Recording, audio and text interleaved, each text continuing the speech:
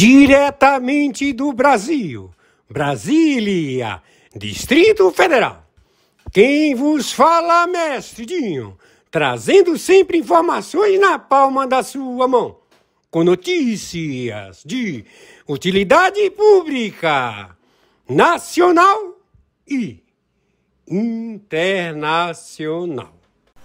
Meus amigos e amigas patriotas, quem vos fala, mestre Dinho. Dando sequência, eu prometi, né, que o vídeo, o mestre Dinho ia apresentar, conforme está no site o site Gazeta do Povo, ok? Então, vocês ficarão satisfeitos, porque esse vídeo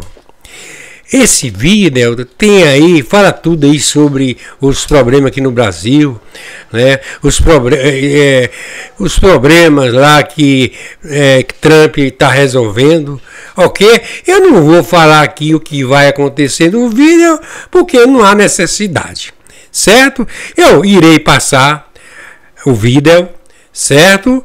E o que eu vou ficar calado, certo? E assim, eu também vou assistir, vocês observarão, certo? E portanto, vamos aproveitar o tempo. Na sequência,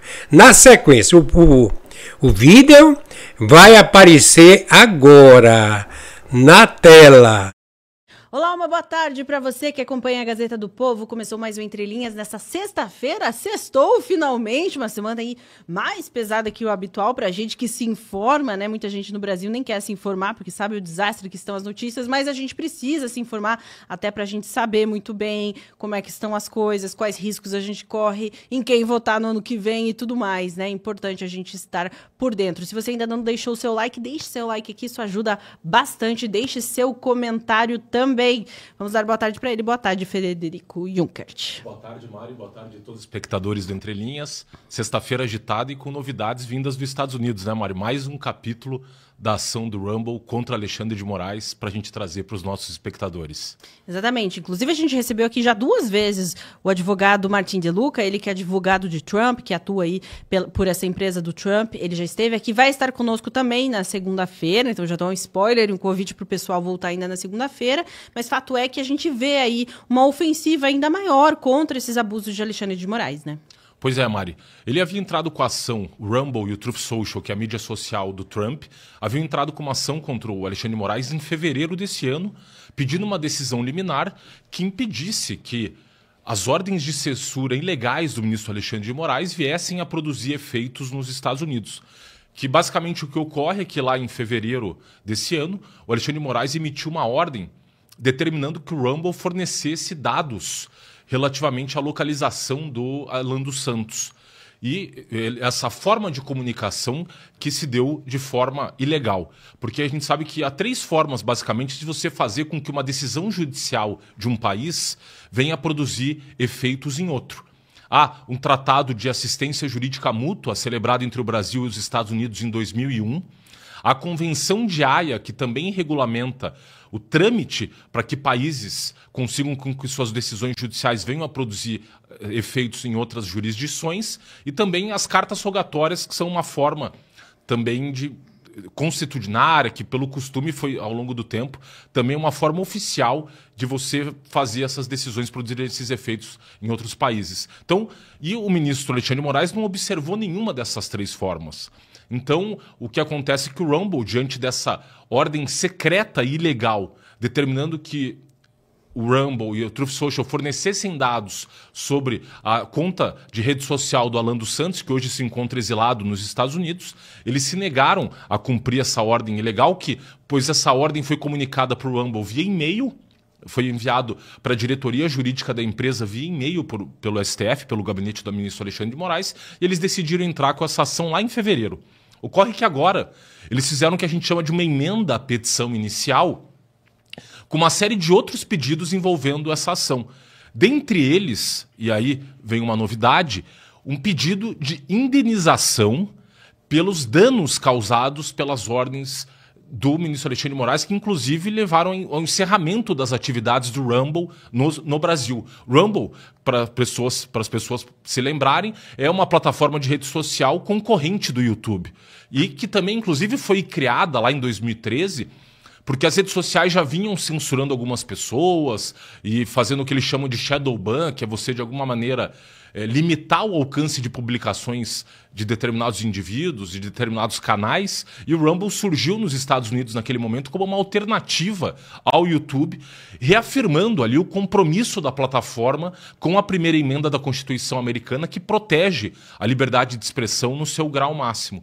Então, o que busca hoje essa petição protocolada pelo advogado do Rumble, Martin De Luca, que, como a Mari bem lembrou, já participou em duas ocasiões conosco aqui, nos concedendo entrevista, eles pedem que um júri venha julgar os atos do ministro Alexandre de Moraes de censura e que essas decisões do ministro Alexandre de Moraes não sejam aplicáveis nos Estados Unidos. Para as pessoas entenderem o júri nos Estados Unidos, a gente sabe que no Brasil, quando existe o tribunal do júri, apenas nos crimes dolosos contra a vida, nos casos de homicídio.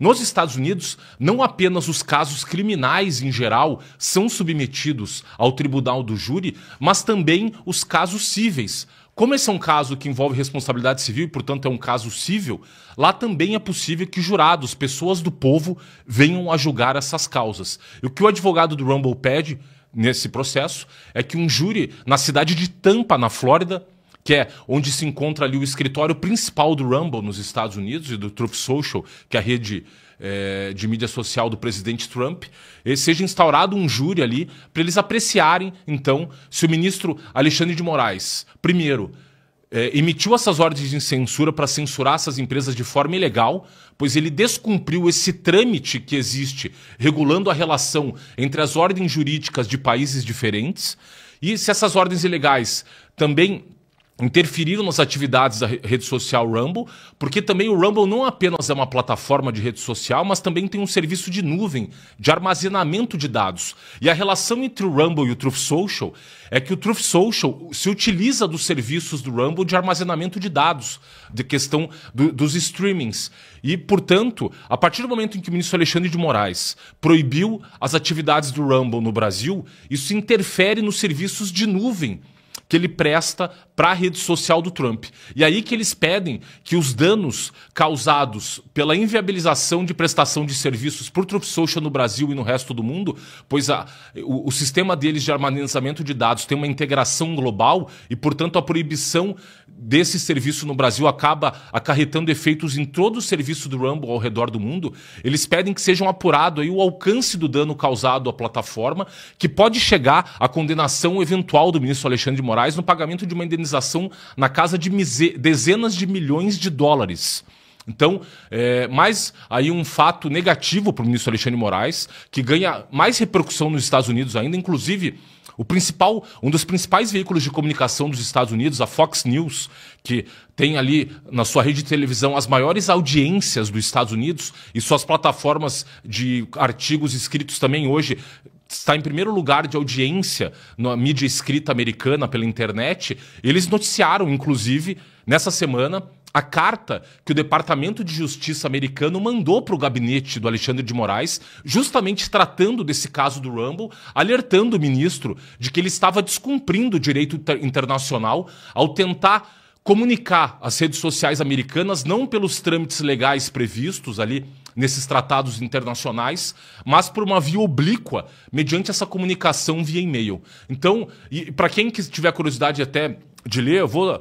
obviamente a petição está em inglês, são 62 páginas, mas é impressionante como o advogado conseguiu ali condensar os principais fatos ocorridos no Brasil desde 2019. E até queria lembrar aqui, só ler um trechinho para os senhores aqui, em que ele começa aqui explicando quem que é o ministro Alexandre de Moraes para essa juíza federal americana que vai apreciar o caso.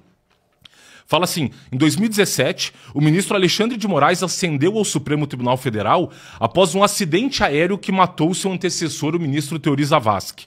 O ministro Zavascki presidia a Operação Lava Jato, uma investigação multibilionária central para o combate à corrupção no Brasil. Embora o ministro Moraes não tivesse experiência prévia como juiz, o Senado brasileiro confirmou sua nomeação em 22 de fevereiro de 2017 e ele tomou posse no mês seguinte. Em março de 2019, um grande jornal brasileiro noticiou que o ministro José Dias Toffoli, colega de Moraes no STF, estava implicado na Operação Lava Jato e ligado ao Odebrecht, um conglomerado que admitiu pagar cerca de 788 milhões de dólares em propinas. 3 dias após essa denúncia, em 14 de março de 2019, o STF, por meio do ministro Toffoli, iniciou um inquérito 4781, conhecido como Inquérito das Fake News. O STF invocou o artigo 43 do Regimento Interno do STF, um artigo geralmente reservado para questões administrativas, para se autorizar unilateralmente a abrir uma investigação de natureza criminal ex officio, ou seja, de iniciativa própria, atropelando o Ministério Público e os tribunais de primeira instância. Críticos no Brasil e no exterior classificaram isso como inconstitucional, alertando que o STF, a mais alta corte do país, estava efetivamente se atribuindo os papéis de investigador, procurador e juiz sob o pretexto de combater notícias fraudulentas, ofensas e ameaças contra o STF e seus ministros. E o advogado do Rumble vai além. Ele vai relatando cada um dos casos de cidadãos americanos ou residentes legais estrangeiros nos Estados Unidos que foram vítimas de censura por parte do ministro Alexandre de Moraes. Um dos casos é o da Flávia Guimarães, uma brasileira que reside há mais de 20 anos nos Estados Unidos, que obteve cidadania americana, ela é casada com um cidadão americano, tem uma filha americana e ela descobriu subitamente que havia sido objeto de uma medida de prisão pelo ministro Alexandre de Moraes por questionamentos que ela fez no X relativamente ao processo eleitoral de 2022. E o que é pior, ela veio passear no Brasil com seu passaporte americano, como ela é cidadã brasileira e americano, e quando ela entrou no aeroporto brasileiro, ela descobriu que seu passaporte brasileiro havia sido cancelado e depois se instaurou um inquérito contra ela por ordem do ministro Alexandre de Moraes, alegando que ela teria se valido de um documento falso para entrar no Brasil. Sabe qual que é o documento falso dela? O passaporte americano. E, nesse caso, ela também foi objeto de uma medida de censura por parte do ministro, que comunicou o X para que retirasse o perfil da rede social dela no ar, também por uma ordem judicial secreta e ilegal e comunicada via e-mail. Então, depois ele cita também o caso da juíza Ludmila Lins Grillo, que hoje se encontra, que foi aposentada compulsoriamente pelo CNJ e hoje se encontra exilada nos Estados Unidos, que também foi vítima por parte do ministro Alexandre de Moraes de ordem de bloqueio de todas as suas contas bancárias no Brasil, de cancelamento do passaporte, dentre uma série de outras medidas de censura, etc. O caso do Alan dos Santos, que foi que motivou inicialmente esse processo. Ele cita o caso do Rodrigo Constantino, o caso do Paulo Figueiredo e, por último, ele cita inclusive o caso agora mais recente do deputado federal Eduardo Bolsonaro, que se encontra nos Estados Unidos desde março, hoje também havia sido determinada a apreensão do seu passaporte lá em março, e que também agora tem contra ele instaurado um inquérito no âmbito do Supremo Tribunal Federal por parte da Procuradoria-Geral da República. Então ele faz um apanhado geral de tudo o que aconteceu no Brasil desde março de 2019 até hoje, escancarando ainda mais para o mundo as ilegalidades praticadas pelo ministro Alexandre de Moraes, que agora se vê com essa ação judicial nos Estados Unidos que pode levá-lo ao pagamento de uma indenização, repito, aqui na casa das dezenas de milhões de dólares. E, a princípio, esse processo vai ser conduzido na Justiça Federal de Tampa, no estado da Flórida, e o pedido deles de que o juiz constitua um júri em que serão selecionados ali pessoas do povo, leigos americanos, para que então possam apreciar todas as medidas ilegais praticadas pelo ministro Alexandre de Moraes contra as redes sociais americanas, cidadãos americanos e estrangeiros residentes nos Estados Unidos que têm buscado que com que suas decisões produzam efeitos nos Estados Unidos, violando a soberania americana, porque ele não está respeitando o trâmite internacional existente para que ele venha a tentar com que suas decisões produzam efeitos em território americano, conforme já reforçado, inclusive, como a gente falou essa semana, pelo Departamento de Justiça americano, que é a autoridade máxima do Poder Executivo Federal nos que diz respeito aos assuntos envolvendo o Poder Judiciário e todas essas ordens internacionais que eventualmente queiram surtir efeitos pelo ministro Alexandre de Moraes. E só para fazer aqui mais um detalhe que ele traz na ação, ele compara as medidas tomadas pelo ministro Alexandre de Moraes,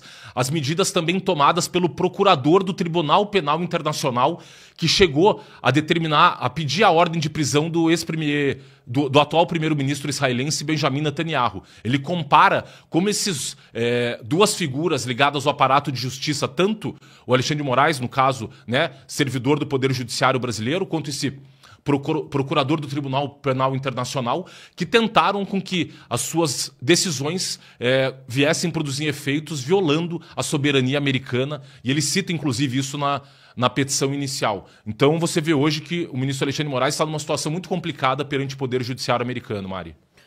Ótimo, Frederico. Já já a gente volta a falar sobre isso, porque a gente tem que receber nossa deputada que está esperando aqui na linha, digamos assim. Mas fique de olho que na segunda-feira a gente vai ter o deputado de Trump, ele que é Martin De Luca, já participou aqui conosco no Entre Linhas, estará novamente na segunda-feira. Vamos receber agora a querida deputada Adriana Ventura.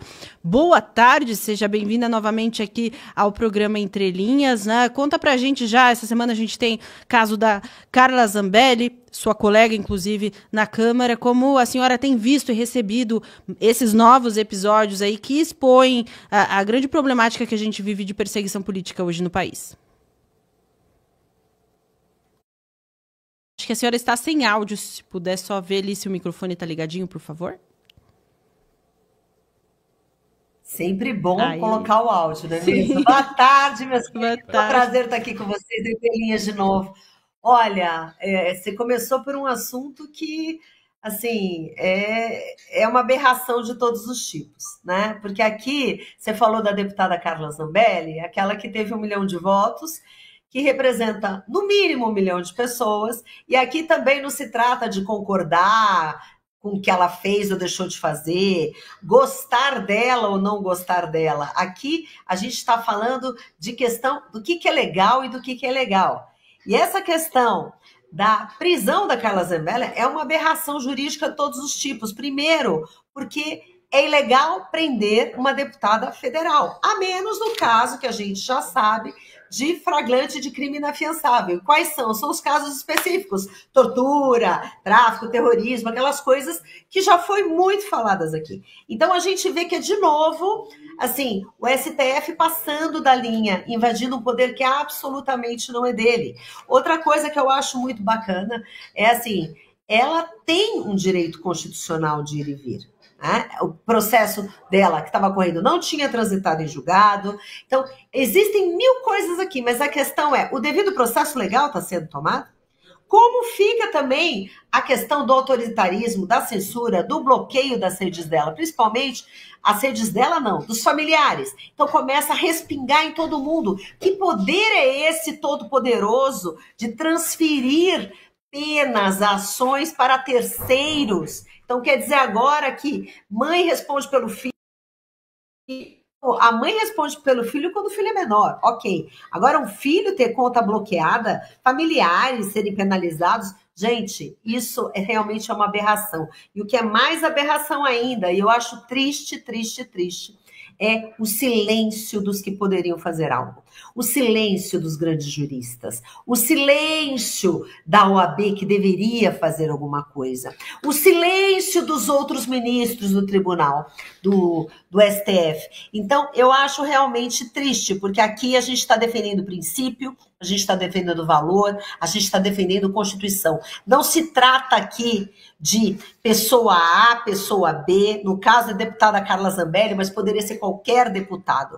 A gente está falando aqui não de defender pessoas, mas de defender o que é certo. Ministro Alexandre de Moraes não pode fazer isso. Supremo Tribunal Federal não pode fazer isso. Isso é um absurdo, isso é ilegal. E que bom que alguns estão falando, porque do jeito que estão querendo censurar a rede, regular a rede, querem votar agora o artigo 19 da internet, querem calar todo mundo, é censura toda a prova por conta de um autoritarismo absurdo.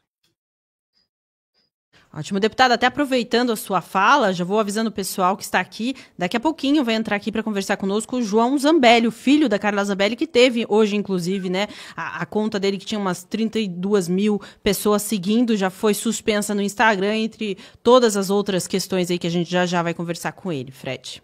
Deputada, tivemos essa semana aí essa condenação do humorista Léo Lins a 8 anos de prisão por um show de comédia que ele fez lá em 2022 e que depois ele acabou publicando no YouTube. E essa condenação que acabou chocando, né, as pessoas por mais um exemplo de violação da liberdade de expressão. Mas houve uma discussão muito grande porque essa condenação decorreu também de uma lei que foi recentemente aprovada pelo parlamento, ficou conhecida como a lei anti-piada. Inclusive agora até a própria Caroline Detoni, deputada federal, apresentou um projeto tentando revogar essa lei anti-piada. Como é que a senhora vê essa discussão hoje dentro do parlamento para que eventualmente seja revogada essa lei? Olha, eu acho excelente a iniciativa da deputada Carol Detoni, né, que é líder da minoria, nossa líder da minoria, mas vamos voltar 2 passos atrás. Absurdo foi essa lei ter sido votada e aprovada. Isto é uma grande aberração, porque parece que está todo mundo tão anestesiado que vota coisas que acha bonitinho. Eu lembro que o Partido Novo foi o único que votou contra esse absurdo quando era projeto de lei. E não pensem vocês que foi fácil votar contra, porque a gente sabe que, infelizmente, todo mundo sabe aquela coisa, a imensa maioria vai votando, ai não, imagina que eu votar contra alguma coisa que parece que eu sou racista. Então todo mundo fica cheio de dedinho para parecer bonzinho, bonitinho, e na verdade o que a gente está fazendo cada dia é afrontando cada cidadão brasileiro na sua liberdade. Então eu lembro que na época dessa votação, muita gente criticou, nossa, tinha que ser o Novo, é um partido racista, isso não tem nada a ver com racismo, porque a gente abomina qualquer tipo de racismo, mas a gente sabia que isso ia causar consequências horrorosas. Primeiro, porque você começa, não vou nem, daqui a pouco eu falo do João Lins, mas você começa também a aumentar coisas e criar penas desproporcionais. Então, o Léo Lins, no caso, 8 anos de prisão, né? 8 anos e 3 meses, e aí você pega outras coisas horrorosas como sequestro, como furto, como outras coisas, é 1 a 3 anos, 1 a 4 anos, e conta piada 8 anos. É de novo aquele disparate, aquela coisa absurda. E o que me choca é que isso é censura também. Censura de quem fala as coisas. Vamos lembrar, e falo isso também porque eu convivo muito com a classe artística. Quando você é artista, você está fazendo o quê? Você faz uma crítica social. Você tem que ter liberdade para falar, para debochar. Eu conto para todo mundo, meu olho é enorme, meu nariz é torto. Eu sempre era na escola aquela pessoa zoiuda de nariz torto e tal. Cara, você vai falar assim, quando você era pequena, você gostava? Não, eu não gostava. Mas a questão é que crítica faz parte também da gente crescer, da gente saber lidar com isso. Isso faz parte de crescimento também. Nós também, figuras públicas, quando a gente é muito criticado, recebe alguma coisa, a gente precisa aprender a lidar com isso. E voltando aqui para a questão, né, de ser injúria, a questão de crime racial, ser igualado a racismo, aquela coisa toda, é uma aberração o que está acontecendo. Quem não conhece artista, quem faz sátira, Léo Lins, que debocha, que faz... Gente, para que ser crime? Precisa ir para trás das grades? A gente tem um monte de corrupto que devia mofar e morrer, apodrecer, que soltam, o judiciário solta e tudo bem, porque coitadinho, não é mesmo? Agora, o humorista não pode contar piada. Então, a gente está vivendo um período medíocre, onde, infelizmente, o cidadão cada vez mais está perdendo a sua liberdade, o artista está sendo calado também, e isso, a arte está sendo atacada. E eu não vejo como que os artistas, os jornalistas não estão percebendo isso.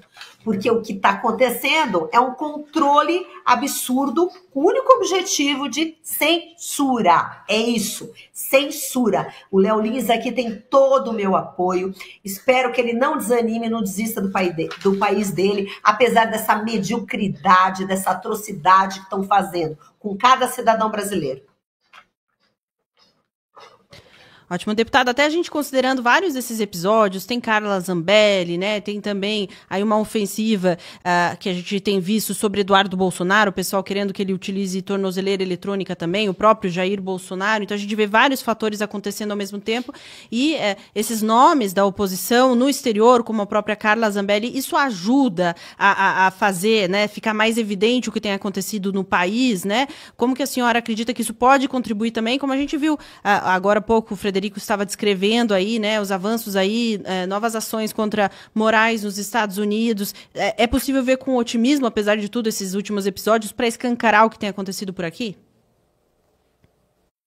Olha, o mundo inteiro já se deu conta do que está acontecendo no Brasil. Esse brincar de faz de conta, que alguns insistem em fazer, assim, não está colando para ninguém. Mas o que eu acho interessante e dramático é que você vê que a coisa é tão absurda, o ultrapassar limites é tão absurdo, que um outro país precisa tomar medida, porque internamente não se toma. Isso é chocante. Então, o fato de termos deputados que saíram daqui... Assim, e eu não estou entrando em mérito de ação dos deputados, se concorda, se gosta, se não gosta, se é certo. Eu estou falando de princípio, estou falando de seguir a Constituição, eu estou falando de devido processo legal, é disso que eu estou falando. Porque muitas pessoas, não gosto dessa pessoa, ela é péssima, não tem nada a ver com isso. A gente está falando de direito, do direito de cada cidadão. Então, o fato de termos deputados federais que têm imunidade, a Constituição é muito clara. A gente também está falando de uma Constituição que tem vários artigos que falam de liberdade de expressão. Também é muito clara. Quando a gente vê o Supremo Tribunal Federal, que deveria ser guardião da Constituição, devia cuidar desses artigos, fazer o que faz, ultrapassando limites, sob qualquer pretexto de defender a democracia, eu falo claramente aqui, o Supremo Tribunal Federal agindo assim está destruindo a democracia. Isso é uma afronta à democracia. Então, não, tudo é um terror, então siga a Constituição, devido processo legal, imunidade parlamentar e outras coisas que não estão sendo respeitadas. E isso só acontece também, eu acho que é bom frisar isso, só para finalizar essa parte, é que isso acontece justamente porque o Congresso não se posicionou da maneira que devia, o Congresso é covarde, porque deveria colocar o Supremo Tribunal Federal no lugar. Aqui não, meu querido, você tem um papel, o papel do legislativo é esse, o poder legislativo é o maior dos poderes, isso também está na Constituição, quer o Supremo Tribunal goste ou não, e deste poder maior, que é o legislativo, emanam os outros poderes. Ponto final, e é isso. Agora, o Supremo Tribunal não pode legislar, não pode passar da linha, e a gente vê isso todo dia, e o Congresso Nacional, acovardado, um Senado que não faz o que deveria fazer, né, acabar com esses abusos de autoridade, com esses abusos de poder, ele continua nessa toada e é por isso que ele vai avançando. Então a gente vê muito parlamentar com o rabo preso, que não fala por causa disso, por causa daquilo. A gente vê, sabe, guerrinhas no Olimpo, um provoca o outro, mas na verdade eu falo sempre dos meus 3 Cs. Isso acontece ou por covardia, ou por conivência, porque está conveniente, ou simplesmente porque tem muita corrupção envolvida, em muitos casos onde políticos parlamentares não tomam atitude exata e tem medo porque tem rabo preso. Deputada, falando na questão aí da soberania do parlamento num Estado democrático de direito, como é que hoje se encontra a questão aí da discussão do PL da anistia? A gente sabe que parece que o tema deu uma sumida aí do debate público. Como é que se há alguma mudança aí de posicionamento por parte do presidente da casa, Hugo Motta? Na verdade, eu acho que esse tema da anistia, ele não saiu nunca e nunca sairá do debate público, porque eu acho que é uma mancha que o nosso país tem, não é mesmo?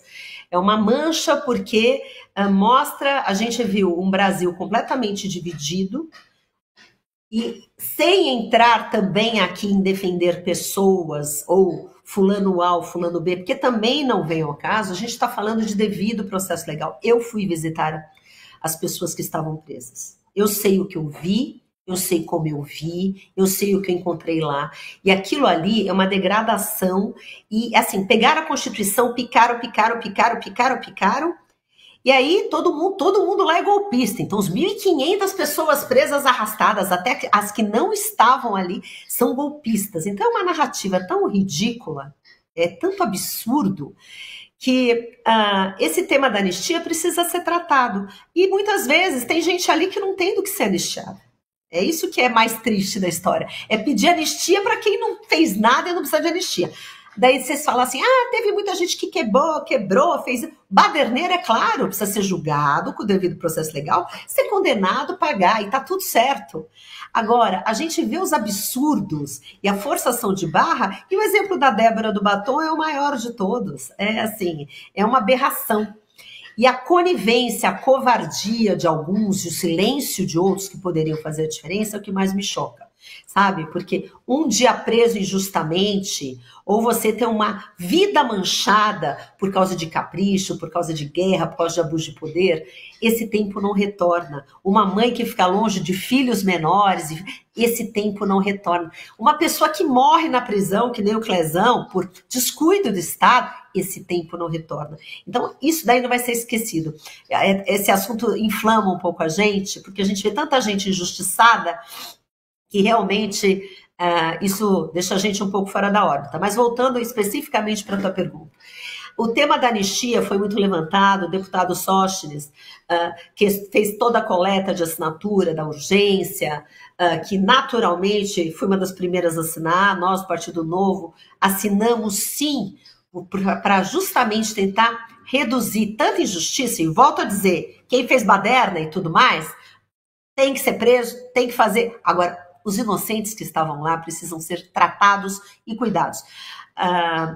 E hoje, o que aconteceu? Esse debate esfriou, porque naquela reunião de líderes, onde estavam lá, o presidente Gumont, os líderes, eu era líder, eu estava naquela reunião, né, eu passei a liderança do Novo depois de 2 anos e meio para o deputado Marcel Van Hatten, com muita alegria, mas naquela reunião da anistia, foi a última reunião de líderes que eu participei, e eu vi ali assim, eu fiquei muito mal impressionada, porque ali os líderes resolveriam que não votariam por várias razões, cada um fez o seu jeito, mas o que eu percebo?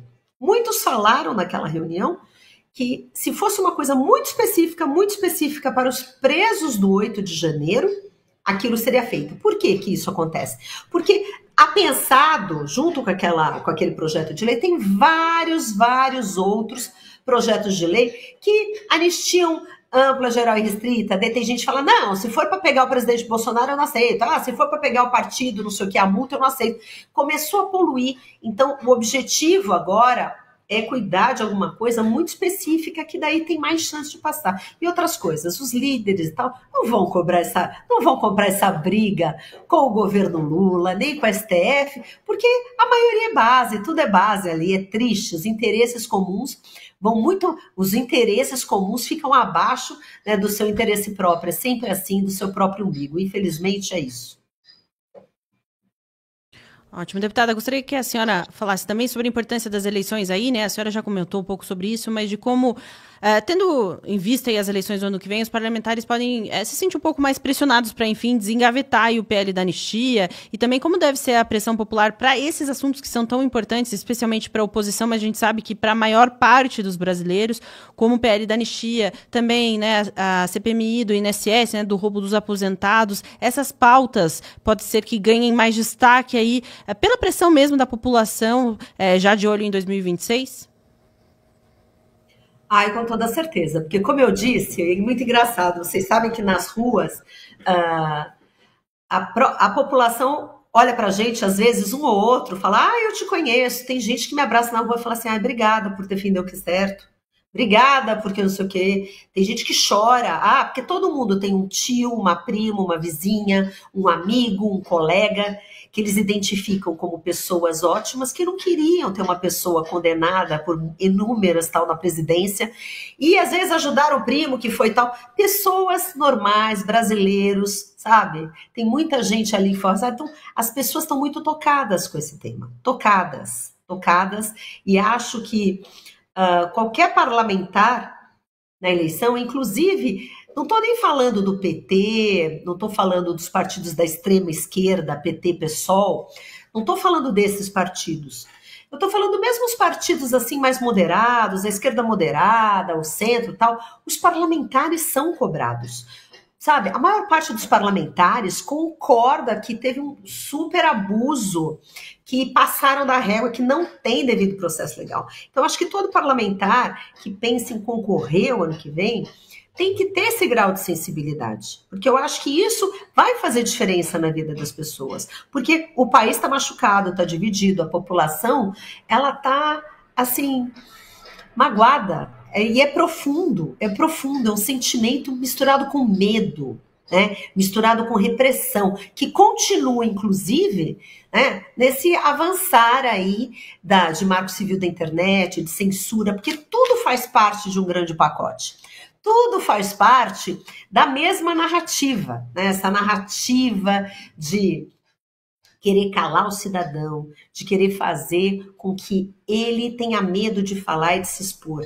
Regular redes sociais, por exemplo, que eu acho que é outro assunto, também tem que ser feito rápido, antes da eleição do ano que vem. Porque, afinal de contas, rede social é a praça pública, é onde as pessoas falam, onde as pessoas podem falar, olha, o cara é ladrão, eu vi ele fazer isso e isso, ele deu dinheiro pro fulano. Imagina, agora não pode mais fazer isso na rede não, eles mandam remover teu conteúdo, senão a plataforma vai acontecer não sei o que, cheio de ameaça com ela. Então, quer dizer, o lugar de denúncia, a praça pública, estão querendo calar todo mundo, e todo mundo ficou ofendido com o que está lá. E eu acho, voltando aqui, você falou do CPMI do INSS, todo mundo vai ouvir o que querem que a gente ouça. Isso é triste. Isso é triste, né? Antes, para você colocar coisa num jornal, numa TV, eram milhões, era aquela reserva de mercado, aquela coisa absurda, que só milionários anunciavam alguma coisa em algum lugar. Então, a internet democratizou acesso, democratizou voz. E é interessante, porque as pessoas falam, mas tem gente que passa da linha, tem gente que ofende, tem gente que mente. Concordo, isso é péssimo. É péssimo o discurso de ódio, é péssimo quando você percebe que tem pessoas que querem prejudicar outras, que inventam história. Essas pessoas, elas precisam ser repreendidas, mas da mesma maneira que a pessoa tem liberdade para falar, você tem a liberdade de se defender, você tem a liberdade de colocar a verdade. A democracia se corrige pela crítica e por falar coisa errada e você colocar a coisa certa e esse debate acontecer. O que não dá realmente é para você colocar ali um filtro, o teu olhar. Então, daí tem órgãos, assim, muitas vezes, quem que vai julgar se é certo, se é fake, se não é? Se não é algum órgão provavelmente aparelhado pelo PT, né, na situação que estamos, ou é uma plataforma que, na dúvida, vai preferir restringir tudo. Não, ela falou essa palavra, então vamos tirar tudo. Então, triste o que está acontecendo agora. E o PL da anistia, a CPI do abuso de autoridade, a CPMI de INSS, tem muita coisa para acontecer. E eu só espero que os brasileiros continuem falando, questionando e de olho bem atento, porque daqui a pouco a gente não pode falar mais nada. Se até parlamentar estão querendo prender, você imagina o que estamos vivendo. É verdade. Muito obrigada, deputada, pela sua participação, sempre com muita disposição aqui participando conosco. As portas estão sempre abertas aqui na Gazeta do Povo. Olha, um prazer participar com vocês, todos os ouvintes. Muito obrigada, gente. Boa tarde. Boa tarde, até a próxima. Frederico, próximo assunto, inclusive daqui a pouco vou pedir a opinião da Desirê sobre isso também, mas Jair Bolsonaro, né, deu uma entrevista, inclusive, negando fazer um possível lobby aí para pedir sanções a Moraes nos Estados Unidos, né? Ele foi bem firme, falou sobre esse dinheiro enviado ao filho Eduardo Bolsonaro, que ele citou ser 2 milhões, e a gente sabe que em dólares isso não dá assim uma coisa tão absurda, né? E que seria mais para sobrevivência, porque não sabe quando o filho vai poder voltar, enfim. Qual a sua análise sobre esse novo episódio? Pois é, Mari, o ministro Alexandre de Moraes não só instaurou um inquérito contra Eduardo Bolsonaro pela suposta interferência que ele estaria articulando nos Estados Unidos contra o Poder Judiciário brasileiro, né, por obstrução de justiça, né, e estaria atrapalhando as investigações do suposto golpe de Estado, e ele teria...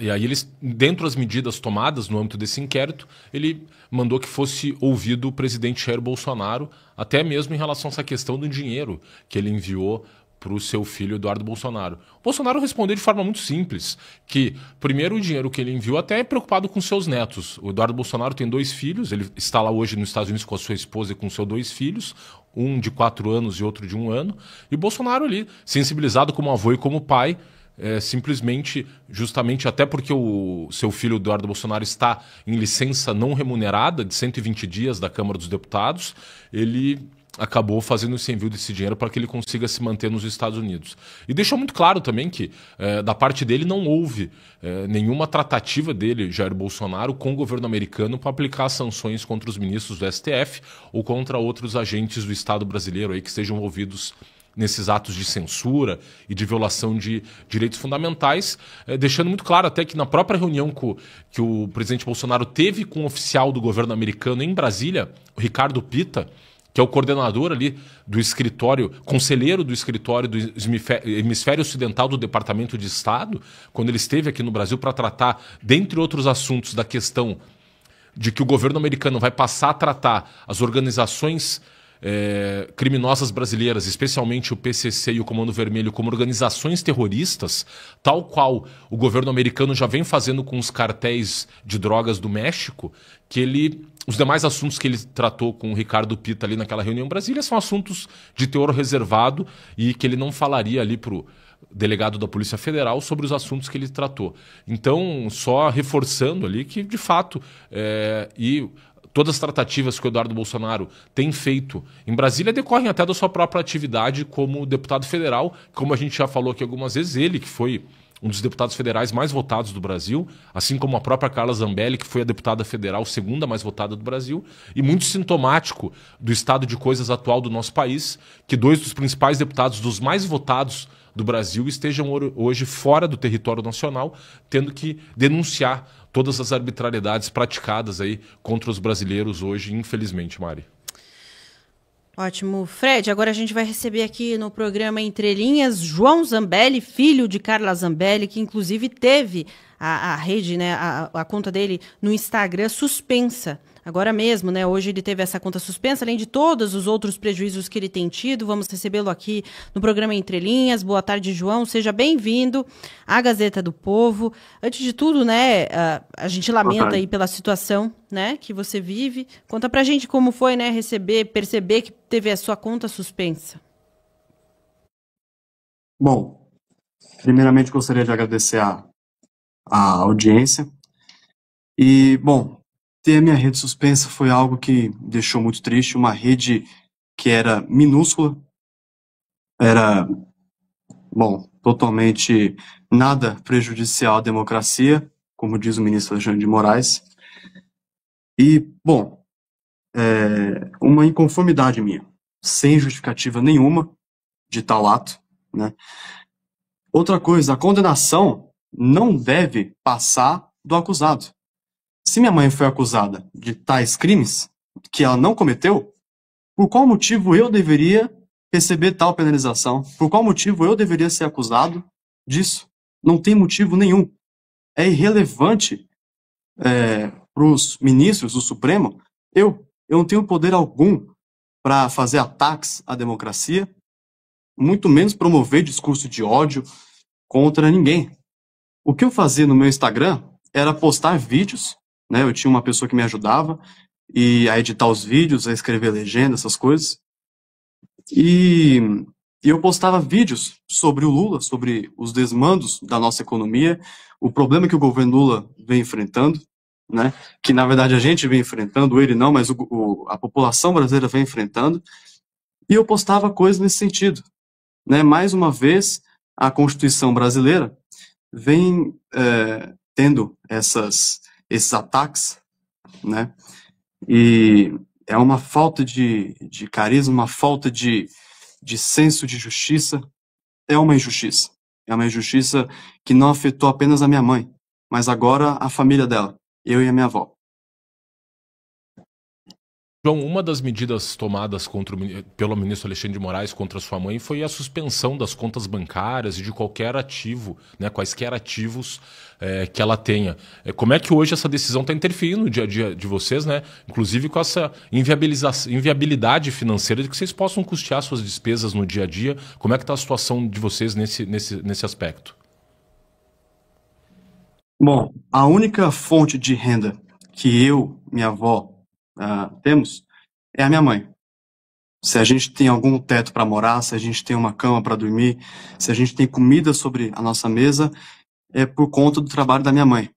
E, claro, de Deus. Mas é uma tristeza muito grande, ainda mais sobre esse negócio do Pix, né, que vai correr atrás das pessoas que mandaram Pix para ela. Isso não tem sentido algum, ela faz o que ela quiser com o dinheiro dela, o que ela quiser. Então, realmente, a exclusão também, o corte de verbas do gabinete da minha mãe, deixando 18 funcionários sem salário. Desses funcionários, um deles tem um filho que é especial.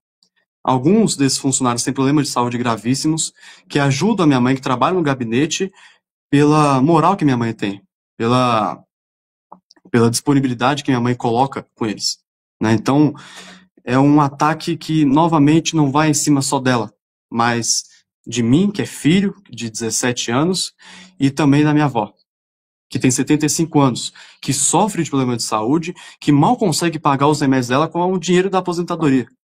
Então, novamente, é um ataque não somente à minha mãe, que não cometeu ilegalidade nenhuma, mas também à minha família.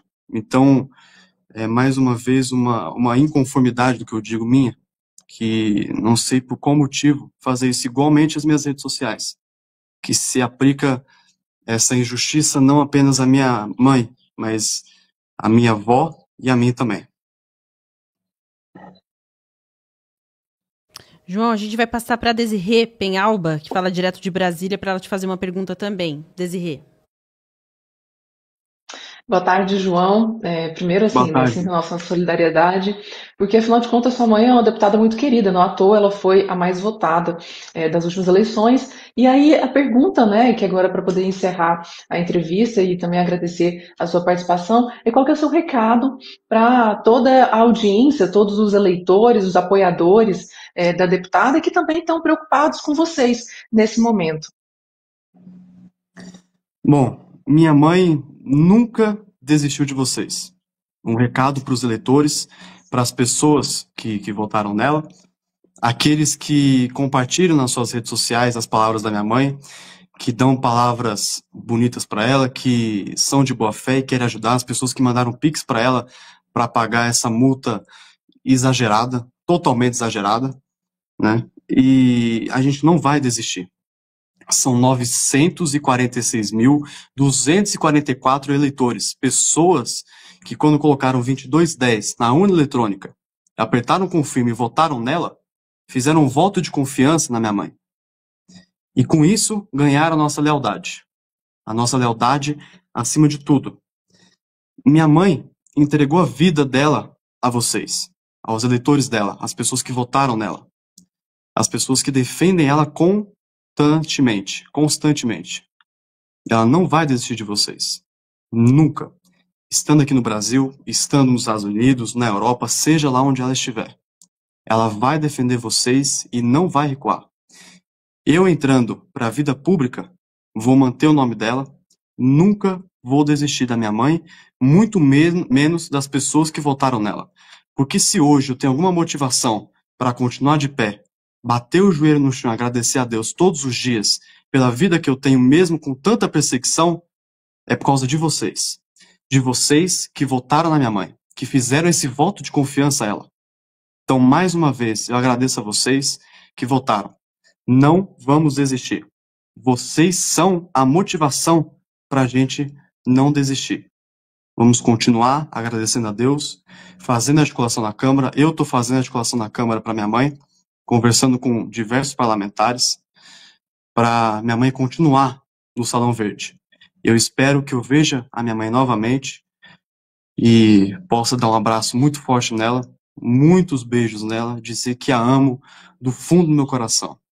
E tenho muito orgulho dela, da mulher maravilhosa que ela é, da heroína que ela é na minha vida, na vida da minha avó. A pessoa grande que ela é, uma mãe que ficou sozinha, uma mãe solo até os meus 12 anos, até o meu pai, Aginaldo, chegar. Eu considero como pai, um homem bom, um homem singelo, de muita fé, de muito carisma, uma pessoa maravilhosa. E vamos continuar, vamos lutar até o fim. Eles vão tentar me calar mais uma vez, vão colocar intimação, vão fazer batida aqui em casa, vão fazer, mas nada disso vai adiantar. Vamos continuar, vamos seguir em frente, agradecendo a Deus todos os dias. Depois da tempestade vem a calmaria. Deus não dá uma cruz do qual não possamos carregar. Muito obrigado, muito obrigado. E continue orando para minha mãe, colocando em orações o nome da minha avó, o meu. Muito obrigado de verdade por todo o apoio. Viu, João? A gente lamenta demais, se solidariza, né, com a sua situação. Eu não consigo imaginar o que você está passando e sua mãe também, né? A gente que é mãe, assim, eu não consigo imaginar qual que é o sentimento. Mas, viu, a Desirê até estava falando em encerrar, mas na verdade a gente tem mais uma pergunta até em relação a isso. Porque você falou, né, sobre abraçar a sua mãe. E a gente sabe que possivelmente vai ser difícil nos próximos tempos ela conseguir vir para o Brasil. É o que muitos têm dito por aí, né? A esquerda até fala, não vai poder aparecer no Brasil e tudo mais. Você pensa em sair do país, né? Diante da situação que envolve sua mãe, mas tudo que a gente tem vivenciado também passa pela sua cabeça também deixar o Brasil? Não. De maneira alguma. Não pelo fato de que eu não quero ver minha mãe, mas pelo fato de que eu quero continuar mantendo o nome dela aqui no Brasil. E eu digo novamente, ela vai lutando lá fora pela liberdade de expressão, falando com os deputados internacionais, deputados da Europa, dos Estados Unidos, e lutando contra essa injustiça que está acontecendo aqui no país. E eu vou articulando aqui na Câmara dos Deputados, eu trabalho aqui, né, trabalho entre aspas, não tenho remuneração, eu só tenho o meu terno, a minha gravata, a coragem e o meu sobrenome. Então, vou ficar no Brasil, né, e articulando aqui, conversando com os deputados, mantendo o nome da minha mãe vivo e representando ela aqui nessas entrevistas e continuando, lutando pelas pessoas que votaram nela, que fizeram esse voto de confiança e lutando pela Constituição, pela democracia, pela liberdade de expressão. Muito obrigada, João, pelo seu tempo, sua disponibilidade, né, conversar aqui, fazer pessoas que talvez não consigam entender a realidade, né, o que tem acontecido, assim as pessoas conseguem entender melhor tudo isso pelo que vocês estão passando. Muito obrigada, João, as portas estão sempre abertas aqui, viu? Muito obrigado, Mariana, muito obrigado, Frederico, Desirê, desculpa. E muito obrigado pelo espaço de voz aqui. Gosto muito da Gazeta do Povo. Vocês são extraordinários, sensacionais. E está registrado, minha primeira entrevista que eu fiz foi com vocês. Muito obrigado pelo espaço de voz e pelo tempo. Muito obrigado. Muito obrigada também. Pode contar sempre conosco, as portas estão sempre abertas. Até a próxima, viu? Olha só, a gente vai receber agora o deputado Bibo Nunes aqui no programa Entre Linhas. Seja bem-vindo, deputado. É uma alegria recebê-lo aqui no nosso programa. A gente tem várias questões para conversar com o senhor, mas é inevitável que a gente fale, que a gente vai ter que começar a entrevista falando sobre a situação da Carla Zambelli. Como o senhor viu, a gente estava conversando até agora, né, com o filho dela, João Zambelli. Conheço o João desde pequeno. O João, inclusive, essa gravata que ele disse que ele usa é minha, eu que dei para ele. Deu para ele. Então, o João, gostei, ouviu o que ele estava falando ali, bem consciente. Muito legal, João. Se está ouvindo aí, parabéns. Segue na tua luta aí, levando o nome da tua mãe. E eu não tenho a menor dúvida que você será um excelente parlamentar. Tem tudo para ir adiante, porque, como se diz aqui no Rio Grande do Sul, filho de onça nasce pintado. Tá? Então, ele tem todas as condições. Vai em frente e nós vamos reverter a situação aí. Ótimo, deputado. Além do recado para ele, né, gostaria de ouvir sua opinião também sobre esses últimos episódios aí, por favor, o senhor, enquanto parlamentar também, né, vendo essa perseguição mesmo a uma deputada. Olha, por exemplo, a uma deputada ou deputado, não vamos entrar no mérito se fez isso ou aquilo. No caso, um parlamentar só pode ser preso em flagrante delito e por crime inafiançável. Não aconteceu isto com Carla Zambelli. Portanto, ela não pode ser presa. E se acaso quiserem prender ela, tem que passar pelo crivo do plenário da Câmara, como foi o que passou com o Daniel. Não é isso? No caso do Daniel, eu na tribuna disse, a partir de hoje, vocês estão ajoelhados, são capachos do STF. É a desmoralização quando o próprio plenário permitiu a prisão. E a Carla, nós também teremos que votar se ela vai presa ou não. é uma situação mais difícil, sabe que tem problemas com uma certa rejeição, a Carla e tal, mas também tem o lado positivo de ela como uma parlamentar e que deve ser respeitada conforme diz a Constituição. Eu, por exemplo, vou lutar ferrenhamente para que a Carla não seja presa por esses motivos. Não foi motivo, como diz a Constituição. Ela deixando de ser deputada, tudo bem, mas enquanto ela for deputada, caçar ela vai ter que passar pela gente também, não dá. Então, não entro no mérito, eu entro pelo que diz a Constituição. Nesse caso, ela não pode ser presa. Deputado, nós temos visto aí um avanço crescente, né, do Supremo Tribunal Federal sobre as imunidades parlamentares. Tivemos, como o senhor bem lembrou, o caso do Daniel Silveira, agora a instauração de um inquérito contra o Eduardo Bolsonaro relativamente às prováveis sanções que o governo americano irá impor contra o ministro Alexandre de Moraes e os demais agentes de Estado envolvidos na violação das liberdades fundamentais dos brasileiros. Como é que o senhor vê essa questão de que muita gente no Brasil, especialmente no campo da esquerda, tem dito que essas eventuais sanções americanas interfeririam na soberania brasileira? O senhor vê como uma interferência? Como é que o senhor enxerga esse atual quadro aí das ilegalidades praticadas pelo Supremo, que tem ganhado tanta projeção internacional, com vários veículos aí como o New York Times, Financial Times, Wall Street Journal, The Economist, dando destaque a toda a censura que tem ocorrido no Brasil recentemente? A censura no Brasil é incontestável, assim como a rejeição ao STF é incontestável. Tenho hoje uma pesquisa aí, Poder Data, onde a instituição que tem menos prestígio, a mais desmoralizada no Brasil, é o STF. Temos motivo de sobra para acreditarmos nesta pesquisa. Agora, dizer que é uma afronta, um ataque à soberania nacional, a lei Magnitsky, condenar o Alexandre de Moraes, não tem nada a ver. É um CPF. Simplesmente ele será punido. Não vai poder ter visto americano, não vai ter bens lá, não vai usar cartão de crédito, enfim, o que a lei americana prevê contra quem não respeita os cidadãos americanos na sua liberdade de expressão. Agora, dizer que é um ataque à soberania nacional, como disse o nobre descondenado Lula, numa das suas frases que se caracterizam por ter total destempero, o que tem a ver uma pessoa quando o ataque, a pena não é ao STF e muito menos ao Brasil. Nada contra o Brasil, apenas contra um CPF de uma pessoa que, de fato, nos Estados Unidos está contra as normas democráticas daquele país, que eu concordo plenamente. O senhor Alexandre de Moraes, que, na minha opinião, ele já vive hoje em prisão domiciliar. Ele tem que ficar dentro de casa. Não pode ir num shopping, não pode pegar um avião, não pode andar na rua. Que é isso? Está preso. É uma prisão domiciliar. Não tenho a menor dúvida. E ele usa uma tornozeleira virtual. Essa é a realidade. E a tendência é que as coisas se agravem contra ele.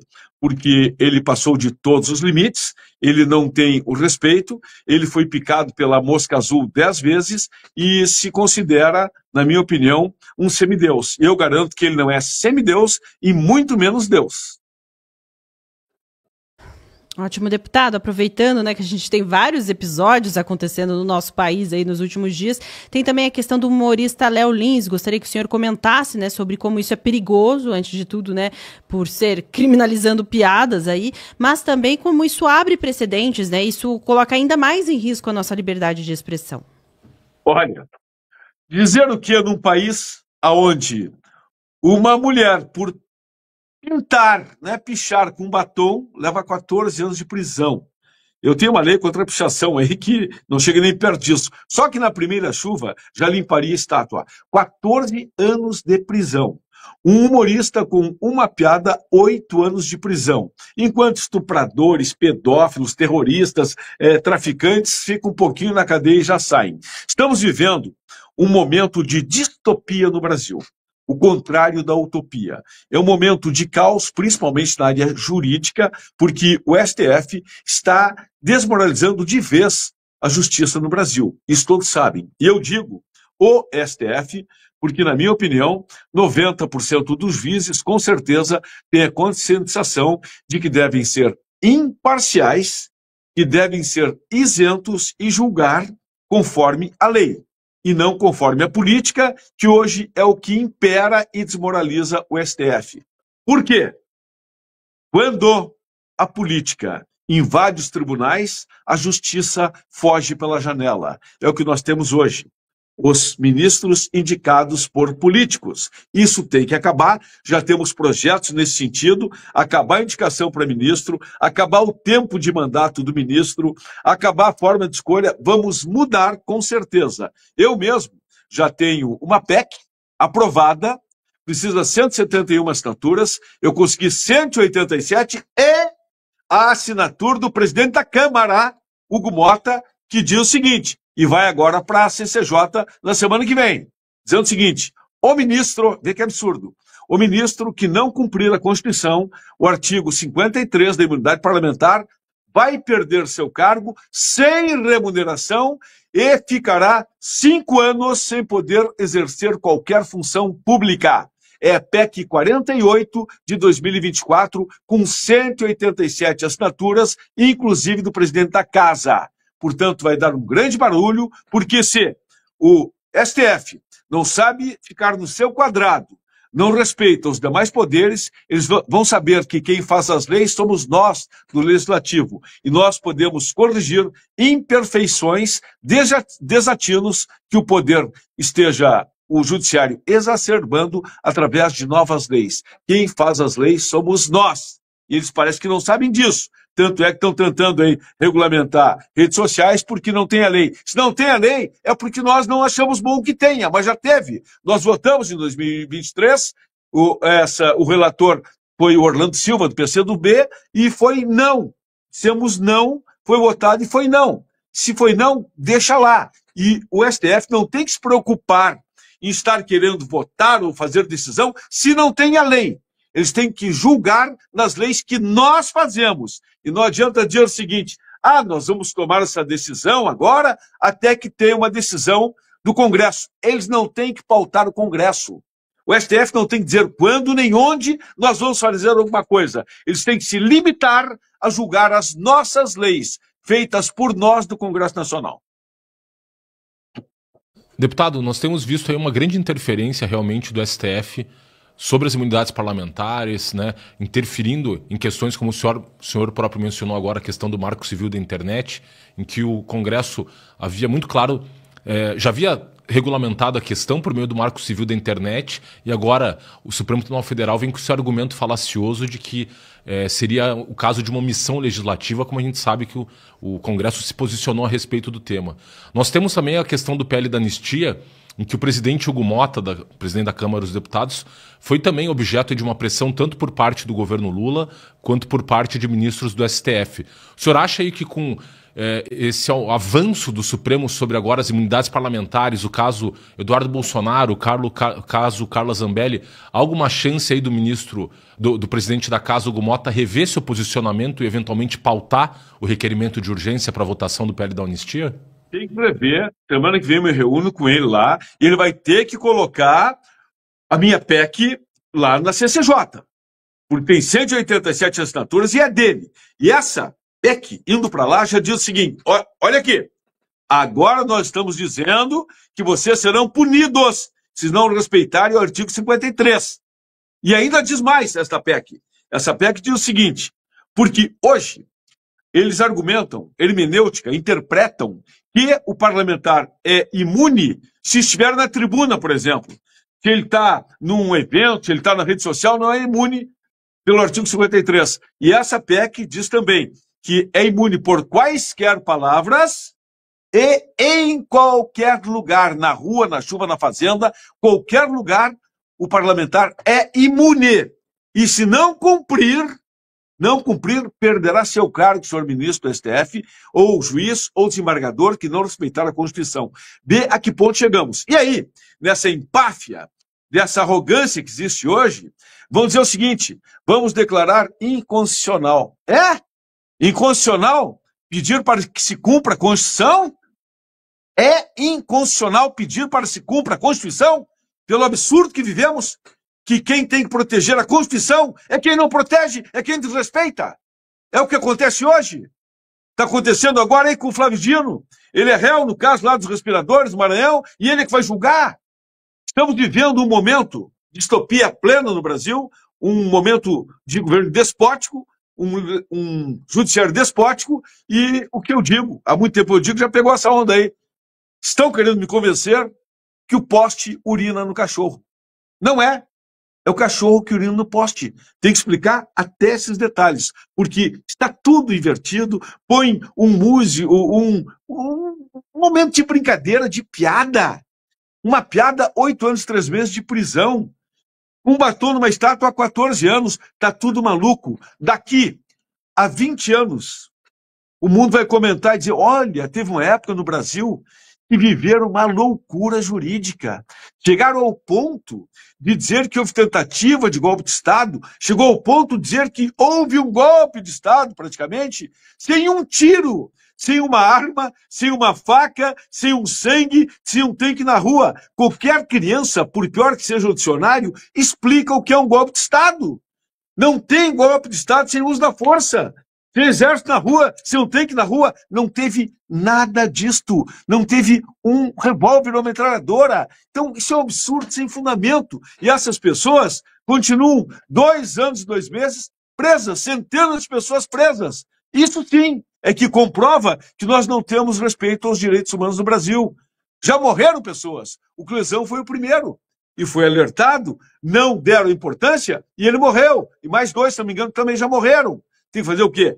Esses ministros, ou o ministro que não foi, não atendeu ao pedido da própria PGR, tem que ser punido. E eu sempre digo o seguinte, que as pessoas estão muito desiludidas. Calma. O bem sempre vence o mal. Se não venceu ainda, é porque ainda não chegou ao fim. Senão, qual é o sentido de nós, pessoas sérias? Eu, por exemplo, estou na política pela causa. Qual é o sentido de estar aqui? O bem sempre vence o mal. Deputado, em meio a esse mar de acontecimentos aí, né, tem muita gente que questiona. E o INSS, né? E a CPMI do roubo dos aposentados, como é que fica? O senhor acredita que, pelo menos aí, preocupados com as eleições do ano que vem, os parlamentares deverão se sentir mais pressionados aí? Como é que deve ficar a questão dessa CPI tão importante? Essa CPI tem que ir adiante, sem dúvida alguma. Só eu acredito que o governo já deveria ter dado um jeito de devolver esse dinheiro para os aposentados que foram roubados. Porque também não é solução tirar dinheiro público do povo para cobrir roubo de terceiros, de entidades, de associações que roubaram através do INSS. Esses têm que ser penalizados. Agora, o erro do governo foi não ter cobrado, não ter ido em cima desses vigaristas que têm a desfaçatez de roubar de idosos e dos menos privilegiados. O governo fez o quê? Deixou passar e confessou que tinha erro, assumiu a culpa quando demitiu o ministro Lupe. Então, o governo tem que ser penalizado e a voz do povo se vê em todas as pesquisas. Eu não acredito muito em pesquisa, mas quando tem 1, 2, 3, 4, 5, 6, 8, 10 pesquisas, todas dizendo que o governo Lula está num desprestígio como nunca teve, então aí eu posso acreditar em pesquisa. E vejo nas ruas que ninguém pode ouvir no momento falar nesse desgoverno Lula. Ótimo, deputado. A gente agradece muito a sua participação. Te espera mais vezes aqui no Entre Linhas, viu?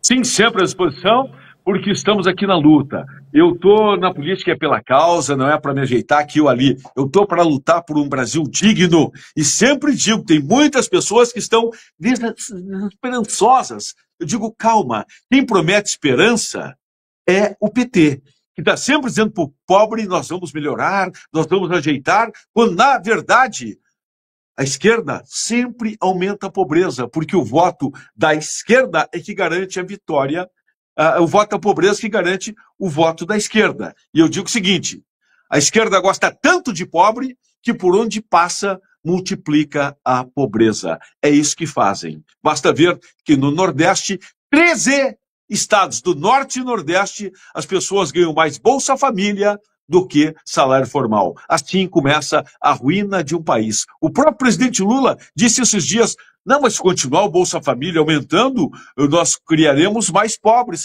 De vez em quando ele tem um estalo de lucidez, assim, um lampido de lucidez, e entende, como disse o Lula também, que quem ganha mais de 5 a 6 mil reais não vota no PT. Por isso que eu digo, a esquerda gosta tanto de pobre que por onde passa multiplica a pobreza. Boa tarde a todos, imensa honra. Ótimo, até a próxima. Muito obrigada aí pela disponibilidade. Eu que agradeço, uma honra. Até. Bom, agora a gente vai chamar a Desirê Penhalba para comentar sobre aquilo que a gente estava conversando antes com o Frederico, que é sobre Jair Bolsonaro ter, né, participado de uma entrevista falando que não faz lobby nos Estados Unidos para que saiam, enfim, essas sanções aí a Alexandre de Moraes. Desirê, agora sim vamos dar boa tarde direito para Desirê, que antes foi mais na correria ali, né? Boa tarde para você. Conta para a gente aí qual é a sua opinião e analisando os fatos mesmo. Boa tarde, Mariana, Frederico, e que alegria poder receber aqui o deputado Bibo Nunes, né? Fiquei feliz aqui que eu ajudei a trazê-lo, estou elogiando aqui para a assessoria de imprensa dele, que entrou em contato com a gente. E a questão é a seguinte, né? Como a gente está falando sobre essa questão aí dos Estados Unidos, voltando para a pauta Bolsonaro. Em primeiro lugar, né, ele ficou ali quase 2 horas no depoimento ontem na Polícia Federal, e aí ele comentou, em primeiro lugar, que realmente, né, não houve nenhum lobby ali relacionado a essa tentativa de aplicar sanções a autoridades brasileiras, nem por parte dele, nem por parte do Eduardo Bolsonaro. O que está acontecendo é que realmente as autoridades americanas estão se baseando em fatos, e os fatos por si só são aterrorizantes. Inclusive, a própria... como é que chama aqui? Eu vou pegar o nome para vocês. Aquela empresa lá do Donald Trump que entrou com processo contra o Moraes, chama Trump Media and Technology Group. Então, eles protocolaram na justiça contra Moraes, né, o pedido aí para poder deixar de interferir nos americanos ali, naquelas pessoas que estão dentro do território americano, pessoas americanas, sob lei americana, e eles estão sendo aí, de certa forma, sancionados por um juiz no Brasil. Então, esse processo teve ali uma explicação que eu achei que a gente pode trazer para vocês. São 150 pessoas, 150 perfis, pelo menos, que foram aí tirados do ar por ordem de Alexandre de Moraes. E aí eles exemplificam, né, o quão grave isso é para a liberdade de expressão nos Estados Unidos, porque é um brasileiro que está ferindo a soberania dos Estados Unidos. A gente sempre traz isso aqui, porque ao contrário do que muitos petistas aí ficam querendo argumentar, que é o contrário que está acontecendo, que toda essa sanção que está acontecendo com relação a Alexandre de Moraes seria ferir a soberania nacional. Isso não é o que está acontecendo de fato, porque, a princípio, quem começou com toda essa situação foi o próprio Alexandre de Moraes. Mas esse é o primeiro foco aqui, né, para poder explicar para vocês isso. E já trazendo o contexto, nessa coletiva de imprensa que o Bolsonaro deu, quando saiu aí da Polícia Federal, ele disse que está, né, ajudando o filho mais novo, com 2 milhões de reais para mantê-lo lá. E aí a pergunta que a gente se faz, né, qual é o pai que não ajudaria o filho? E até mesmo essas pessoas que doaram para o Bolsonaro, será que achariam ruim que o Bolsonaro ajudasse o filho? Muito pelo contrário, a gente sabe que é uma situação excepcional e que ainda bem que ele tem como ajudar o filho. Existem muitos outros pais que não têm essa possibilidade. Então, se o Eduardo está lá, inclusive, ajudando que o Brasil possa, de certa forma, ser resgatado aí, a nossa democracia seja preservada, porque o próprio Estados Unidos entende também que ajudar a defender a democracia no Brasil é algo que pode ser um espelho para todo o mundo e até mesmo para os Estados Unidos. Isso é algo que a gente também deve comemorar e agradecemos também a essas milhões de pessoas, não sei qual a quantidade de pessoas que doaram para o Bolsonaro para que conseguisse que o Eduardo estivesse lá. Mas vamos lá, o que eu queria também trazer para vocês é que hoje teve um evento com a Michelle Bolsonaro. Inclusive está acontecendo ainda esse evento. Acontece hoje e amanhã aqui no Centro de Convenções do Brasil, né, Centro Internacional de Convenções do Brasil, em Brasília. E aí o evento começou já com a presença da Michelle Bolsonaro, com o Bolsonaro, Valdemar da Costa Neto, que mais? Carol Detone, Bia Kicis, mais de 1.000 mulheres que têm mandato como prefeitas, deputadas estaduais, federais, distritais, e várias lideranças aí, presidente dos partidos nos municípios, e estava realmente muito cheio, e nesse evento, aí o Bolsonaro ele fez um comentário também a respeito dessa a oitiva dele, também da entrevista que ele deu. Ele falou assim, olha, eu não estou aqui para querer lacrar, eu não estou disponível para falar a respeito dessa pauta com relação ao suposto golpe, a suposta intervenção do Eduardo Bolsonaro, como se fosse uma tentativa de lacrar ou enfrentar ninguém. Ele disse bem assim, eu estarei lá com a verdade do nosso lado. Creio que, se Deus quiser, mostraremos para vocês o que é o Brasil e para onde poderemos ir com o povo ao nosso lado. E isso demonstra muita coragem do Bolsonaro. É importante lembrar que o que ele está fazendo é realmente enfrentar aqui, mostrando para todo mundo todas as arbitrariedades, as injustiças que estão acontecendo, porque ele poderia muito bem ter decidido se manter nos Estados Unidos, assim como o Eduardo Bolsonaro está fazendo, mas não, ele permanece aqui mostrando para todo mundo que realmente é bastante injusto tudo que ele está sofrendo. Porque, afinal de contas, hoje é ele, mas amanhã pode ser cada um de nós. A gente não pode ignorar isso. E como a gente acabou de falar aqui, o Bolsonaro mencionou, que ele está, a justiça americana está se baseando em fatos, e os fatos são sim para a gente se indignar. A gente não pode perder essa nossa capacidade de se indignar pelo que está acontecendo, porque o nosso papel aqui de mostrar para vocês a verdade é também relevante, assim como a de vocês de continuarem mostrando para outras pessoas, divulgando aqui o nosso trabalho, para que mais pessoas saibam realmente o que está acontecendo e a verdade, não as narrativas que estão sendo ventiladas a respeito disso. Enfim, se por um lado, né, o Eduardo Bolsonaro tem sido perseguido, o Bolsonaro, Zambelli, está parecendo, né, o que na igreja a gente fala que os mártires, né, são sementes de novos cristãos. Quando morre aí alguém dá vida para poder defender a fé, vários outros cristãos nascem. E é o que a gente está vendo acontecer com relação à direita. Se por um lado existem essas pessoas que estão perdendo a capacidade de disputarem eleição, novos nomes estão surgindo, como, por exemplo, o próprio filho aqui da Zambelli, João Zambelli, se colocando à disposição também para entrar na política. A gente percebe que a Michelle Bolsonaro, nesse evento, também acaba sendo uma projeção para ela, e o interessante que a gente assiste lá, o Valdemar da Costa Neto, quando vai se referir à ex-primeira-dama, fala presidente.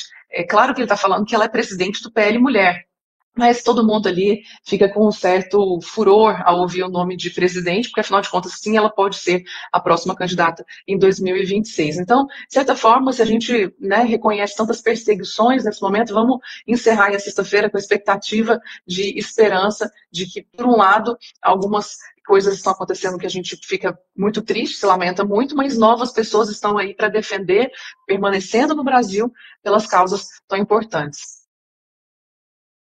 Ótimo, Desirê. Muito obrigada pela sua companhia. Já vamos deixar a Desirê sextar. A gente ainda não, mas ela já pode, né? Muito obrigada e bom trabalho para vocês. A gente se vê na segunda-feira. Bom final de semana. Até. Tchau, tchau. Bom fim de semana. Agora a gente vai receber nosso querido Omar Godoy para aquele momento que vocês sabem, na sexta-feira, né? Frases da semana. Omar, boa tarde para você. Conta pra gente. Essa semana tem bastante matéria-prima aí, né? Para Frases da semana. Que semana, né, gente? Boa tarde. Só essa tarde agora aqui, né, no programa, meu Deus, quanta coisa já foi dita. E a frase da semana, aquela sessão que vai ao ar todo domingo na Editoria de Ideias, comandada pelo Jones Rossi, com os comentários do Ari Fuzevic, e eu venho aqui para vender o peixe da sessão. São aquelas frases que a gente fica indignado de ouvir, mas também tem que dar um pouco de risada, porque às vezes são tão absurdas que a gente não acredita que o Brasil é assim. Posso começar então, Mariana? Pode, deve começar. A gente está louco para saber quais são os destaques aí. Então vamos lá. Vou começar com uma frase bastante óbvia, mas que tocou na ferida aí da esquerda brasileira, desse pessoal que se diz comentarista de geopolítica e principalmente do governo do PT. É uma frase do presidente francês, o Emmanuel Macron, aquele que se engalfinhou com a mulher na saída do avião esses dias.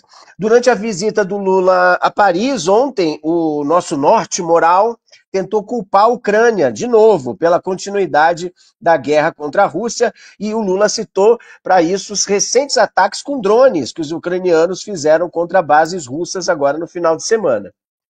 Só que o Macron, a gente não é muito fã do Macron aqui, que eu sei, mas nessa ele mandou bem, olha só.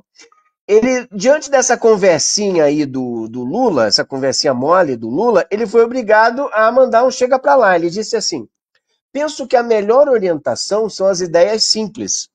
Há um agressor, que é a Rússia, e há um agredido, que é a Ucrânia. Todos queremos a paz, mas os dois não podem ser tratados em pé de igualdade. Então o Macron também lembrou que o Putin vem rejeitando os acordos de cessar-fogo, e com isso o Lula foi ficando com a carinha dele mais pro chão, né? Enfim, gente, é triste dizer, em 2025, né, para os olhos do mundo, aos olhos do mundo, o Brasil está alinhado com ditaduras, né, como a gente sempre fala aqui, governos autoritários, né, disfarçados de democracia, e no caso da Rússia, países que invadem outros territórios. Resumindo, Mariana e Frederico, em 2025 nós somos do eixo do mal, vejam só vocês. Pois é bom que isso aí revela qual que é a realidade, porque tem gente que romantiza muito essa relação Lula-Macron, inclusive tem um vídeo, né, dos dois ali com as suas esposas em frente à torre, que está com as cores do Brasil, e aí tem muita gente comentando, eu vou dizer para vocês, tem uns conhecidos meus que eu senti até vergonha alheia ali, falando viva o Brasil, viva a França, e mandando corações que agora os dois estão unidos, o Brasil e a França, sendo que a maior parte do povo, tanto da França quanto do Brasil, está bem insatisfeita em relação a esses dois presidentes aí, né? Mas é bom que daí esse fato que o Omar trouxe mostra que a relação não é tão bonitinha assim, não concordam tanto e não concordam em tanta coisa assim, não, viu? É só uma novelinha que eles fazem ali, né? E bem romântica, inclusive, com a torre e tudo, os casais ali. Breguíssimo. É bom, né, Mara, que caia a máscara do Lula, demonstrando para o mundo inteiro que ele tem uma tara por ditadores. Até queria aqui recomendar para os nossos espectadores que leiam um artigo do Omar falando o novo queridinho da esquerda mundial, que é o ditador, né, de Burkina Faso, que inclusive esteve com o Lula lá na Rússia prestigiando o ditador Putin. Ô, Mark. Pois é, obrigado aí pela menção, Frederico. Foi um texto que eu escrevi sobre o Ibrahim Traoré, que é o ditador de Burkina Faso e que o pessoal da esquerda está adorando, né? Está comparando com o Che Guevara, tem uma campanha forte de desinformação que ele promove nas redes sociais, principalmente no TikTok, mas enfim, está no ar essa matéria. Eu vou fazer então, já que falamos do Lula, a segunda frase é do próprio Lula. Também ontem, em Paris, ele fez uma piada com a forma física da Marina Silva, que é a ministra do Meio Ambiente, né? Que ele diz que é amiga dele. Imagina um amigo, tem um amigo desse. Disse o nosso luminar. E a minha ministra, que está ali, bem magrinha, dá uma olhada para a Marina. Ela saiu do Acre, na Amazônia, para ver se ficava mais robusta lá em Brasília. Mas dão tanto trabalho para ela que ela não consegue engordar. Então, além de mais uma vez, né, fazer um comentário inadequado para um presidente da República sobre uma mulher, eles referiam uma pessoa que tem um histórico, como todo mundo sabe, de problemas crônicos de saúde, né? A condição da Marina Silva, como ela sempre conta, é resultado de malária, ela pegou 5 vezes malária, hepatite, leishmaniose, contaminação aí por vários elementos. E daí fica a minha pergunta, né? Somente para o Frederico, que é o nosso amigo da justiça, aqui o nosso advogado presente. Essa piadinha do Lula pode ser enquadrada como constrangimento, humilhação, vergonha, medo e exposição indevida, como certos juízes estão alegando aí para condenar humoristas, Frederico? Com certeza, Omar. E lembrando de gordura, a gente tem que se recordar, obviamente, do Flávio Dino, que inclusive ficou incomodado de ter sido chamado de rocambole do inferno ou de gordola pelo Monark. Ele pode, então, incluir aí o Lula no inquérito das fake news e deixa essa sugestão para o ministro Flávio Dino, Omar. E essa semana o pessoal tá desenterrando alguns vídeos também do Lula, né, falando de várias questões, algumas falas que seriam consideradas racistas, enfim, desrespeitosas com as minorias, que se fosse o próprio humorista Léo Lins, se fosse qualquer outro nome da direita, seria o terror, né, mas como é o Lula, eles passam pano, né, Omar? Pois é, né? Não, o Lulinha, ele tá acima do bem e do mal, né? Como já diz o outro, ele é dono de um país. Ganhou de presente o Brasil e o Brasil não é nosso, é dele, né? Mas falando no Léo Lins, eu vou encerrar então com uma frase que é involuntariamente simbólica. Não é do Léo Lins, mas é involuntariamente simbólica porque diz muito sobre o que aconteceu nessa semana e o que tem acontecido nos últimos tempos aqui no Brasil. É uma frase do ator, humorista do grupo Porta dos Fundos e militante de esquerda, o Gregório do Vivier. numa entrevista a um podcast aí esses dias, ele lamentou, Gregório, que as emissoras de TV aberta, em especial a Globo, não investem mais em programas de humor. Disse o Gregório, abre aspas, a Globo não entendeu o potencial do humor. A graça do humor está no risco e eles não querem correr risco. Né? Se eu fosse conhecido do Gregório, dava vontade de chamar na chincha, né? Como se diz, né? Dá vontade de chegar e contar para ele, olha, não, meu querido, a Globo não é bobinha, a Globo entende das coisas sim, a Globo não é a Globo por não entender das coisas, né? E você, Gregório, que não entendeu, né? Porque não tem mais programa de humor, porque ninguém quer ser processado, ninguém quer perder dinheiro. E a culpa disso, muito, é por causa de artistas como você, Gregório, que defendem a regulamentação das redes e ficam quietinhos quando um colega é censurado. O Gregório jamais se manifestou em qualquer um desses processos recentes contra humoristas. Para vocês terem uma ideia, esses dias eu vi um outro vídeo do Gregório, num outro canal aí de TikTok, em que ele reclama da internet, pede a regulamentação e chama a internet de tecnofeudalismo. Deve ter lido isso num livro qualquer. E para pedir controle das redes sociais, né, leia-se censura, chamou de tecnofeudalismo. Então, eu peço para vocês aí comentários sobre essa frase do Gregório e se eu estou certo em achar que essa frase é muito simbólica e emblemática no que diz respeito à situação aí que a gente viveu nos últimos dias e no Brasil nos últimos tempos. O pior, Omar, é que essa frase tem sido muito utilizada do tecnofeudalismo pela ministra Carmen Lúcia do STF. Li recentemente uma entrevista dela em que ela se utilizou também para criticar aí o suposto oligopólio das redes sociais, né, que incomodariam tanto e dariam vazão ao discurso de ódio. Mas até me lembrando agora do caso Léo Lins, eu queria só citar um fato para algumas pessoas que provavelmente não devem saber, mas a juíza federal que condenou o Léo Lins, ela foi orientanda na graduação de um professor chamado Mauro Iazzi.